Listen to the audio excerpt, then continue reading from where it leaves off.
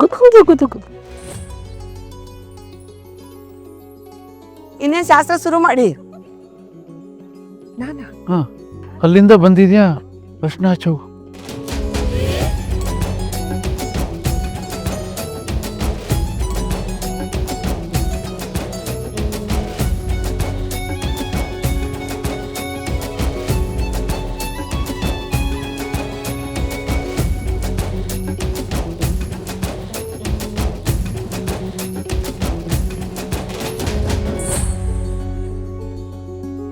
ಯಶು, ನೀ ಹೋಗು, ಅರ್ಶನ ಹಚ್ಚಲ್ವಾ? ನಾನಾ? ಇನ್ಯಾರು? ನಾನಾ? ಎದ್ದು ಹೋಗು.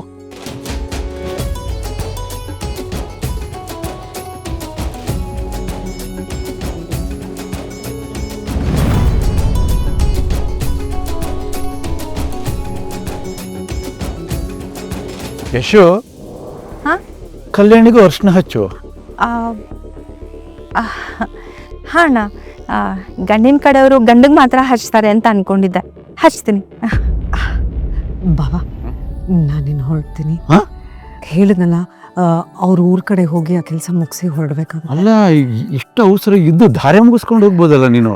ನಾನು ನಿಮ್ಗೆ ಹೇಳ್ದೆ ಕೆಲಸಗಳಿದೆ ಅಂತ. ಆಯ್ತು, ಇಷ್ಟಾದರೂ ಬಂದಿಯಲ್ಲ, ತುಂಬ ಖುಷಿ ಆಯಿತು. Thank you so much. God bless you. ಬಾ, ನಾನು ಅಲ್ಲಿವರೆಗೆ ಬರ್ತೀನಿ. ಬಾ.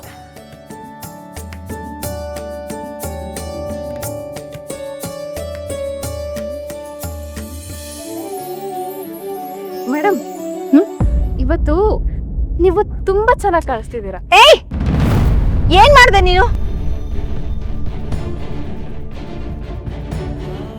ಅದು ಇವತ್ತು ಅರ್ಶನ ಶಾಸ್ತ್ರ ಅಲ್ವಾ, ಅದಕ್ಕೆ ಅರ್ಶನ ತೆಗೆದು ಕೆನ್ನೆಗೆ ಬಳ್ದೆ.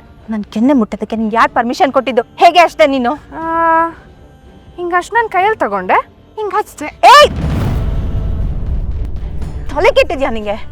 ಏನ್ ಮಾಡ್ತಿದ್ಯಾ ನೀನು? ಅಯ್ಯೋ, ಯಾಕೆ ಕೋಪ ಮಾಡ್ಕೊಳ್ತೀರಾ ಮೇಡಮ್? ಅರ್ಶನ ಶಾಸ್ತ್ರ ಅಲ್ವಾ, ಹೆಣ್ಮಕ್ಳಿಗೆ ಅರ್ಶನ ಹಚ್ಚಿದ್ರೆ ಸ್ಕಿನ್ ಇನ್ನೂ ಗ್ಲೋ ಆಗುತ್ತೆ, ಅದಕ್ಕೆ ಹಚ್ಚಿದೆ. ಹಾದಿ ಬೀದಿಲಿ ಹೋಗೋರ್ನೆಲ್ಲ ಸಿಂಹಾಸನದ ಮೇಲೆ ಕರ್ಕೊಂಡು ಬಂದು ಕೂಡ್ಸಿದ್ರೆ ಹೀಗೆ ಆಗೋದು. ಎಲ್ಲ ನನ್ನ ಕರ್ಮ ಅನ್ಭವಿಸ್ಬೇಕು. ಏನ್ ಮಾತಾಡ್ತಿದ್ದೀರಾ ಮೇಡಮ್? ಏನೋ ತಮಾಷೆಗೆ ಅಂತ ಮಾಡಿದೆ, ಅದಕ್ಕೆ ಇಷ್ಟಿಷ್ಟು ದೊಡ್ಡ ಮಾತಾಡೋದ? ಮರ್ಯಾದೆ ಇರ್ಲಿ, ಎಷ್ಟು ಮಾತಾಡ್ಬೇಕು ಅಷ್ಟೇ ಮಾತಾಡ್ಬೇಕು. ಜಾಸ್ತಿ ಮಾತಾಡಿದ್ರೆ ಸರಿ ಇರಲ್ಲ ನೋಡಿ. ಯಾಕೆ ಹೆಂಗಾಯ್ತು ಮೈಗೆ? ಯಾರ ಹತ್ರ ಹೇಗೆ ಮಾತಾಡ್ಬೇಕು ಅನ್ನೋ ಪರಿಜ್ಞಾನ ಬೇಡವಾ? ಬಾಯಿಗೆ ಬಂದಾಗ ಮಾತಾಡ್ತಿದ್ಯಾ? ಹೆಲೋ, ಗಡಿಪಾರಾಗಿ ಆಚೆ ನಿಂತಿದ್ದೀರಾ. ಊರ ಆಚೆ ಇರೋರ್ಗೆ ಊರೊಳಗಿನ ಚಿಂತೆ ಯಾಕೆ? ಸುಮ್ಮನೆ ನಿಂತ್ಕೊಳ್ಳಿ, ಕಿರಿಕ್ ಬೇಡ. ನೋಡೋ, ಹೇಳ್ತಾ ಇದ್ದೀನಿ, ಇವೆಲ್ಲ ನನ್ನ ಹತ್ರ ಇಟ್ಕೋಬೇಡ. ಯಶು ಬಗ್ಗೆ ಮಾತಾಡಿದ್ರೆ ನನ್ನ ಬಗ್ಗೆ ಮಾತಾಡ್ದಂಗೆ. ಅದನ್ನ ನೋಡ್ಕೊಂಡು ಸುಮ್ಮನಿರೋ ಮಗ ನಾನಲ್ಲ. ತಲೆಗೆಲ್ಲ ಕೆಟ್ಟರೆ ಮುಖ ಮುತ್ತಿ ಕೂದಾಕ್ಬಿಡ್ತೀನಿ.